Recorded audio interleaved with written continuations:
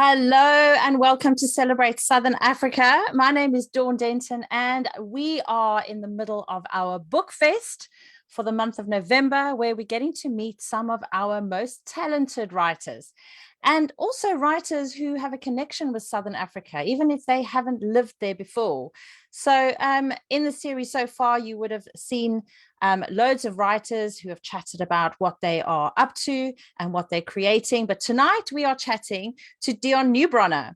And Deon is one of those people that when you've met him, you will never forget him, because Deon is all about story. So Deon, has story always been important in your life, or is it something that has just kind of happened and evolved over the last 20 years? I think story is important to everybody's life. I think our whole lives are a story. It's whether we notice the story or not, or take heed of what's happening. I'm not suggesting when you take heed of what's happening, then you have to relive your story, all the good and the bad bits. But it's about noticing that that which I'm doing daily is actually a story. But I've been noticing it since goodness knows when, probably when I was at school. I loved performing. So I guess in a way that's a story by creating imaginary stories on stage. But there's also another story about, I guess it started in geography class, because people used to come and ask me to help them with their geography. And I used to I suppose I learned it from, I've just thought about that actually. I suppose I learned it from Miss Uren. Miss Uren was a geography teacher, and I always admire Miss Uren, because she used story to help explain concepts and things, like how clouds form from a wet and dry adiabatic lapse rate, for example. And I know. I just popped that one in, but there is a story behind that one. But then I think people in class used to come to me for help because I love geography, and so I was good at it. And then I used to, I guess in a way, copy Monsieur Wren, maybe I did. Do you know what? That's what you say is so true, because my favorite teacher was my history teacher, and of course history is purely story, because it's all story. It's all story. And when I studied to be a teacher, I found myself sitting on the edge of the desk like Miss Baker did, and I was like, oh, I am Miss Baker. And that's where the influence comes, is when we're children. And I don't think we always realize that until we start exploring our story, and then we realize where this impact comes from. Yeah. And the irony for me, or the best bit for me, was in 2019, February 2020, before the whole pandemic and the rest of it happened, I went back to South Africa to my school 100th year reunion. And I saw her for the first time in, say, about 30 odd years. And she was still as inspiring and wonderful and kind and clever even then. And she was still working in the school. So it was amazing. Wow. I loved it.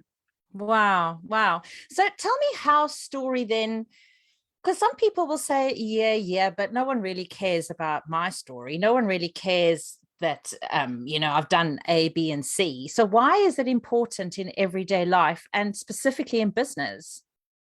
Well, I think it's important mainly because we connect to story. We connect not necessarily always to the words that people are saying, but more importantly to the feeling conveyed by the words, the energy between two people. That's why this, over the last while with the pandemic, this online stuff has been tricky for people to manage and to use well, because there isn't the physical connection in the room with people. Imagine standing up in front of a whole lot of people, or just being in a meeting.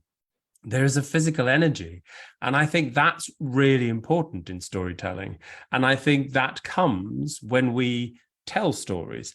So as I was saying, it's not necessarily the words we choose, but the feeling and emotion that is behind the words that we choose. That's behind the story. Okay, so if somebody says to you, so Deon, it's not really relevant because I'm going to be standing up in front of a boardroom and they've asked me to report back on some the last quarter. Mm-hmm. Why would story be relevant? Because you could use a story to bring to life the data in the report. You could use a metaphor that's relevant to the organization about the data to bring the data to life. Oh, I like that. That's So really a good. metaphor is a way of telling a story about facts, about something. And you think, and you think, I mean, I kind of think about people sitting in a boardroom and going, oh, now I've got to go through all these people standing up. But if there's story and there's humanness in it, then people will hear it. They'll hear it, and they'll get the stats. They'll get the progress of the company. Or they connect better to the person who's delivering the message, and if they connect better to the person delivering the message, they're more likely to remember the message, or at the very least more likely to want to know more about the message, so might go and ask more about the message. But it's important to make sure that when you are telling a story, that it isn't just any random story, because that would be Hi, and we're going to go through the stats from the last quarter. So do you know what? I really like Hansel and Gretel. It's such a great story. Precisely. So I always used these 3 words as my measure of success for a good story, or call it a good talk or a presentation or whatever you're talking about, or whatever it might be, a meeting. And that is original, relevant, and succinct. Those 3 words. Original, i.e., make it your own. Use your own words. Not that people say, oh yeah, of course I use my own words. I know, but people use big words, and I call them highfalutin words, and corporate language, and corporate language, the globalization of the emancipation of the whatever, they use loads of big words for nothing. So be original, use your own words, and use words that have meaning for you and relevance for you. And then relevant, make sure that which you're saying is relevant to what you hope to achieve, what you want the audience to get out of you speaking, and the subject matter relevant to the actual subject itself. And then succinct, less is more. Yeah, because people can ramble. As soon as they hear themselves speak, they start. You're like, whoa, buddy, you've only got 5 minutes. And they go on and on and on. It's like, I could go on and on and on here. Well, yes, but I'm exactly. not going to.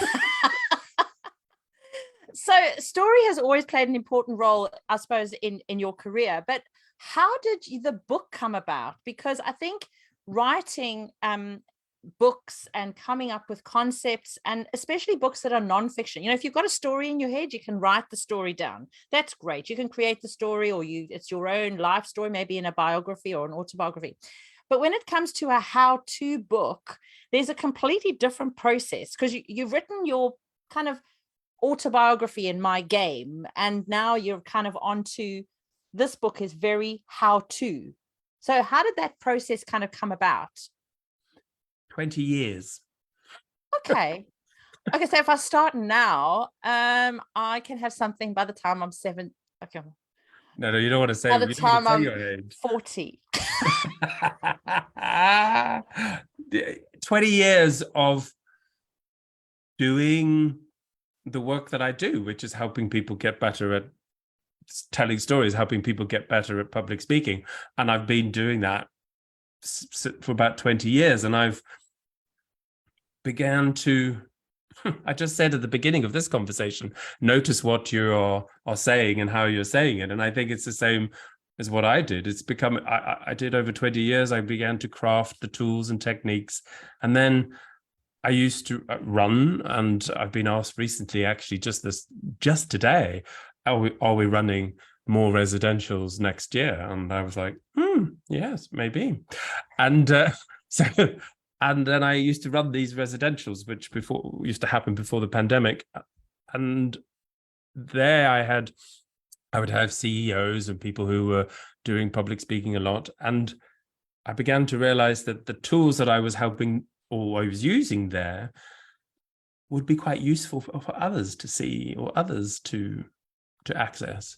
So I created the tool book, and it's very much about finding your story, what it is, not getting hooked on what that is and what that means, but looking for the key messages in it to self, and then using that story in different scenarios, whether it's in a meeting, whether it's in a public speaking scenario, whether it's in, I don't know, having a conversation with your team or any scenario, and using bits of your story to help do what I said earlier, which is essentially connect, which is essentially what we like to do as human beings, is connect.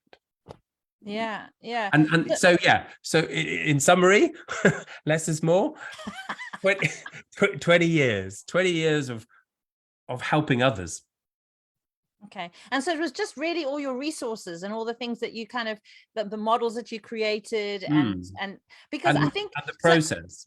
And the process, because a lot of people have a process of how they do something, so they might have a client and they coach and they have a process, or they have a process on how they sell a house or whatever it is. And you don't realize actually how many resources you have that could come together in a book, which means that more people have access to what you are able to offer, because you can only reach so many people physically in the world, but a book can reach millions. Absolutely. Well, hopefully, fingers crossed. But that would be nice. It's also about being inspired by something or someone. And to be honest, I was inspired over the course of the last few months to put the book together by someone very important to me. And they said to me, you should do it. You should put all the stuff that you do in the residentials and the stuff that you've done over the last 20 years into a book, Deon. Her name was Dawn Denton. And and I was like, no, don't be silly. Who's going to read that? And it's for the people of the residentials. And she said, others would. And so that's what I did. And I think you were right. It's a great way to get your message, whatever your message might be, out there. Get your story out there. Yeah. And so tell me what has really kind of inspired you to carry on with the work that you do, because I know that you really are one of those people who throws your heart and soul into your work. So when you're coaching or you're running groups, and it must be quite draining at times because you're working with people quite at high level of intensity, but what is it that makes you continue? Because you keep your enthusiasm so high, and that's really hard. It is. I think the most important thing is about being in the moment with people. It comes back to that connecting thing. It comes back to that energy thing that I mentioned at the beginning. Other than that, it's a real love for seeing people have an aha moment for themselves. And if I can be or play a tiny little part in maybe bringing that about, and I don't want to over egg this, but I do play a small part in it, because I'm creating the space for them to get clarity on their story and to explore how they might share it, and to use the different storytelling techniques and processes to get comfortable with it and go, oh, this could be like this, or I could say that like that, or that means this for me. And if I can play a tiny little part in that, and they have an aha moment as a consequence for themselves, I'm very, very happy. Very happy. I actually, it's quite funny because since I've done work with you over the years, I now watch people do a talk and I'm like, yeah, yeah, oh really? And you see, that's a tricky thing to do, because it's also it's a tricky thing to get yourself out of that mindset to just be fully present and listen and be there. If you're Yes, if you've gone through the process, it's hard Yes. to So do. I need to be more present, is what you're saying, when I'm listening to other people do a Well, talk. it's about well, yes, in a way, because sometimes why do we need to always have that sort of judgment critique mode or evaluation Yeah. mode, which we do have. We have that all the time in our lives because that's how we've been brought up. At school, we've been brought up to evaluate, assess, and judge and data or whatever. And I think sometimes we become a little bit obsessed with that and rather lose sight of the beauty of the present moment. And that might be listening to someone doing a talk somewhere. And that people are individuals, and that Yes. they take on a certain task in a different way to what I would do. And actually, it's interesting because I spoke to a writer a couple of days ago, Willem van der Walt, and he was saying when he was a child, he looked at the teacher and thought, I could teach that differently. I could do it differently. And so he became a teacher and did do it differently, you know? So Mm. it's kind of being in that kind of that balance between finding what works for you as an individual and learning from what others have to offer. Now, when people say to you, yeah, but Deon, you know, I don't really want to do public speaking because that's not really me. So why would I kind of want to learn how to do storytelling in a kind of public speaking kind of setting? The short answer to that would simply be that you can find a great deal more of yourself through the process. Okay. So Okay. if you did even just go through the process in the book, I think you will find a much more deeper realization of who you truly are and what's important to you and how to use that insight for yourself. So that's what I would say. It is a public speaking process, and there are public speaking tools in it, storytelling tools in it. But it's much deeper than that. It's much deeper than just a tick box, do it this way, do it that way, and do it this way. It's essentially what you're saying is individuals are individuals. People are just are very unique. And you experience people who are doing public speaking and you see they have a unique style. The book helps you to consider your uniqueness, what that is, what that means to you, and what that means to the people you come into contact with. And if you wish to use the tools and techniques then for public speaking, great. If you don't, use it to discover the real you. Wow. Wow. That sounds incredibly powerful. I think, well, thank you. You're welcome. Yeah, okay. Maybe it does. But I think we spend so much time on the rat race in life of do.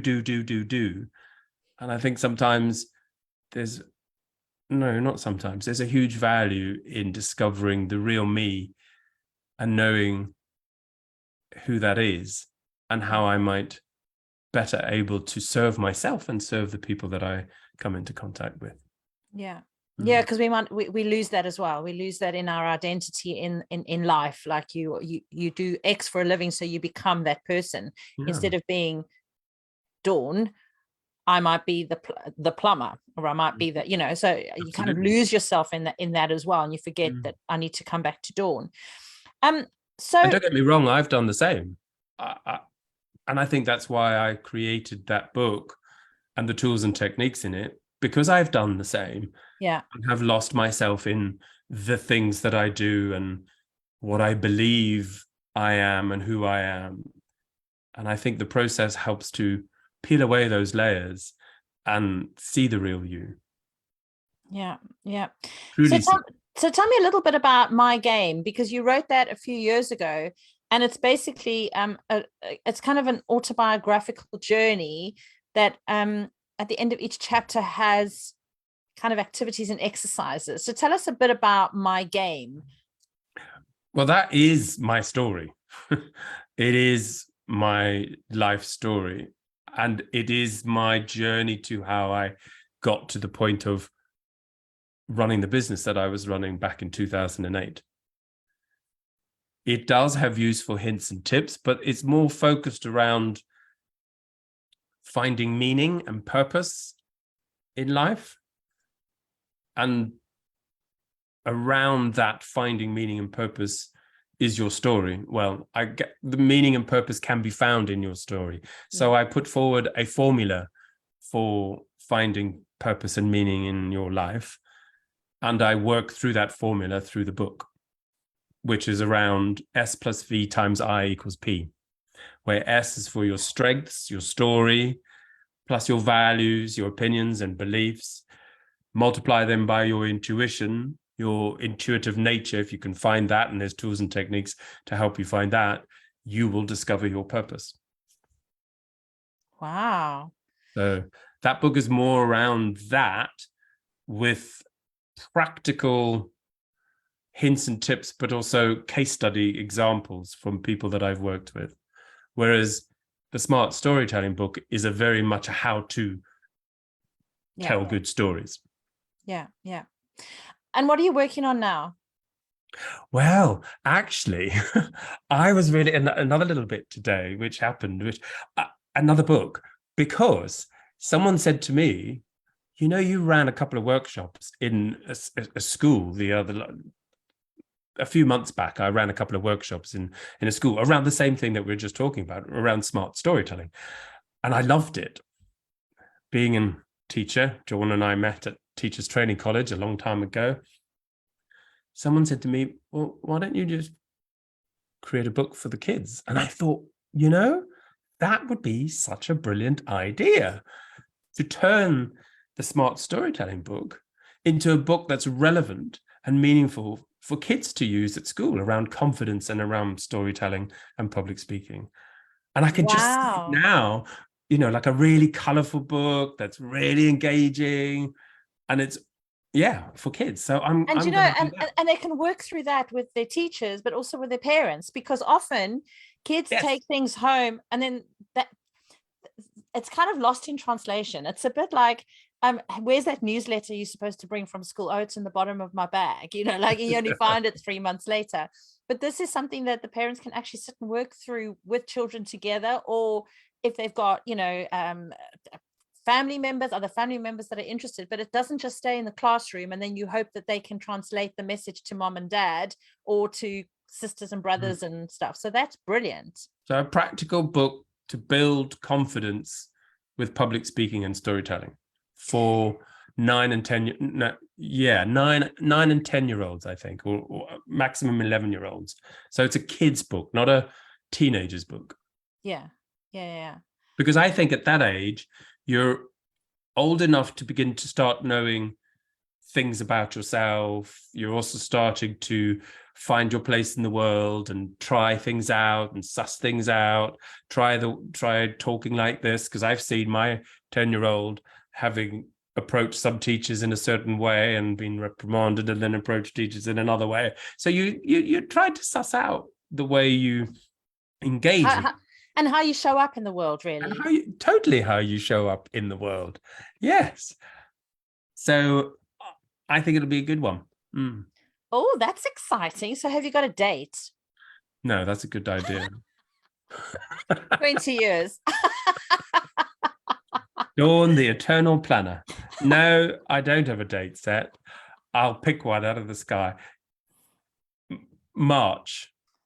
Okay, so we'll go for your birthday. Yes. Launch on the birthday. Yeah. We'll do a big birthday party with a book launch. Yeah. Okay, lovely. So Deon, can you tell people how they can get hold of you? And so it's your book, but also what do you offer outside of the book? So could you tell us a bit about that? So offering outside of the book, I offer workshops for organizations where they have at least 6 up to 16 people at a time, and I run day sessions with that size of people. And what are the workshops about, like specifically? Storytelling. Okay. Principally, all that was bringing to life all that was in that book. And I do it in a way so that by the end of the day, you are standing up there. And as I said, the process is a public speaking process. But it's much deeper in as much as that you're standing up there and you are really sharing your story in your way Yeah, in your way. So that's what I'm focusing on now. And the schools. So you And go the into school stuff. schools Yeah. and you do corporate, and do you do anything online? Yes, I do. I run a similar program to the My Game book online, which is helping you with that S plus V times I equals P, helping you with the formula for purpose and meaning. And I do that online, mainly in organizations, but individuals can buy the online program as well if they wanted it. Fantastic. So how can people get hold of you? LinkedIn, Newbronner, stick Newbronner in LinkedIn in Google, and it'll I had come. to think about that today. So what is your brother's LinkedIn profile if you've taken Newbronner? That's a very good question. I've not Googled Alan Newbronner. Don't Google Alan Newbronner. He's less important. Google Google Deon Newbronner. Way more important. Allegedly very You know special. what? That's a bit like Madonna has one name. So it's just Newbronner in LinkedIn, like just Madonna. I wonder what his is. I'm going to have a look when he finishes this. But yes, on LinkedIn it's Newbronner. But if you Google Newbronner, I'd prefer it if you Google Deon Newbronner, Deon Newbronner, and then what would come up with things like on Facebook, on LinkedIn, on Twitter, and your podcast. Tell us a quick about your podcast. I know today seems like a real celebratory celebration, and that is I've got to 19,000 downloads of my podcast. That's amazing, because it takes me about a day to listen to 1,000. So that's only been like 19 days. So I've managed to get your downloads to 90,000. Well done, you. Thanks for getting my downloads up. It's one person that's listened 19,000. Can't believe it. That's amazing. Well done. So tell us what it is, because there's lots of people who I know will be keen to find out more about your podcast. So it's called Life Purpose Leadership, those 3 words. And I just chew the fat with people about whatever comes up. We just have a conversation. So we've talked about overwhelm, especially at this time, very relevant. We've talked about the things that make us who we are. We've talked about the patterns that we are. We've talked about loads of different things. We've talked about values. We've talked about, we've philosophized, really big word there. Didn't want to use that, but I just did. On loads of different topics. It's chewing the fat with people, and I love having really meaningful conversations, though. Yeah. That's the important bit, because I think we're very good as human beings to have those I call them superficial conversations, but they're not really waffle, but they are important because they help to build rapport. But I really like to have meaningful conversations. So I want to get to really know you and you me, and for us to be able to debate and discuss things, challenge, question, and explore. And the podcast is all about that. So on Spotify and all of them, Spotify, Apple, Amazon Deezer, Music, yeah, all the platforms. Brilliant. So if anyone wants to download it and subscribe, then they can do that.